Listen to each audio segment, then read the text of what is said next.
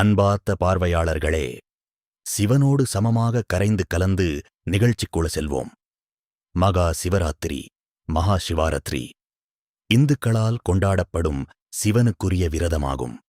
சைவ சம்பிரதாயத்தின் அஷ்ட விரதங்களுள் பிரதானமான இவ்விரதம் ஆண்டுதோறும் மாசி மாதத்தில் வரும் கிருஷ்ணபட்ச தேய்பிரை சதுர்த்தசி திதி கூடும் இரவில் கொண்டாடப்படும். மனிதன் தன் சுகத்தை வேண்டி விரதங்களை கடைப்பிடிக்கிறான். ஆனால் மகா சிவராத்திரி விரதம் மட்டுமே இறைவனையே வேண்டி இறைவனிடம் சரணடையும் விரதம் ஆகும். சிவராத்திரி என்ற சொல் கேட்டாலே இரவு முழுவதும் விழித்திருப்பது, நந்திகால பூஜையில் கலந்து கொள்வது, சிவனை வழிபடுவது, இதுதான் எல்லோருக்கும் தெரியும். இது சாதாரண நோன்பு அல்ல. ஜீவாத்மானது பரமாத்மாவான சிவனுடன் ஒன்றாக கலக்கும் இரவு. முனிவர்கள், சித்தர்கள், யோகிகள், ஞானிகள், ரிஷிகள் ஆயிரக்கணக்கான ஆண்டுகள் தவம் செய்து ஈஸ்வரனை அடைந்தார்கள் என்று புராணங்கள் கூறுகின்றன.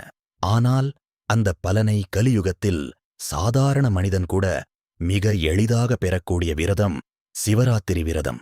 நாள் முழுவதும் உண்ணாமல், தூங்காமல், மௌனமாக ஓம் நம சிவாய என்று மனதில் ஜபித்துக் கொண்டே இருந்தால் போதும். இது கடினமான விரதமா? ஆம், உடலுக்கு கடினம். ஆனால் ஆன்மாவுக்கு அது விடுதலை. சிவராத்திரி இரவில் நாம் விழித்திருக்கிறோம் என்பதல்ல, நம்முள் இருக்கும் அறிவை விழிக்கச் செய்கிறோம்.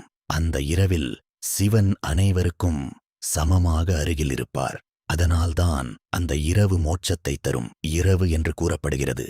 ஒரே இரவு ஒரே அமைதியான இடத்தில் அமர்ந்து ஓம் நம சிவாய, ஓம் நம சிவாய என்று மனத்தில் ஜபித்தால் போதும். பல கோடி ஜென்மம் செய்த பாவங்களும் கரைந்து போகும். உடல் மற்றும் மனதை சாந்தி நிரப்பும் ஆனந்தம் மட்டுமே கிடைக்கும். அன்புள்ள பார்வையாளர்களே, இந்த மகா சிவராத்திரியில் நீங்கள் எழுந்திருப்பது உங்கள் உள்ளத்தை சிவபெருமானுடன் இணைக்கும் முதல் படியாகும். ஓம் நம சிவாய ஜபித்து நினைத்து ஆனந்தத்தை அனுபவிக்குங்கள். இது ஒரு சாதாரண விரதம் அல்ல. நீங்கள் மனதில் உள்ள பாவங்களையும் சுகம் துன்பங்களையும் கரைந்துவிடும் ஒரு ஆன்மீக அனுபவம். எப்படியாவது இன்று இந்த ராத்திரியில் தன் உள்ளத்தை பரிசுத்தமாக வைத்துக் கொள்ளுங்கள். மகா சிவராத்திரி நமது வாழ்வில் அமைதி, ஆனந்தம், சக்தி மற்றும் ஞானம் கொடுக்கும். உங்கள் உள்ளத்தில் சிவபெருமான் ஒளிரட்டும்.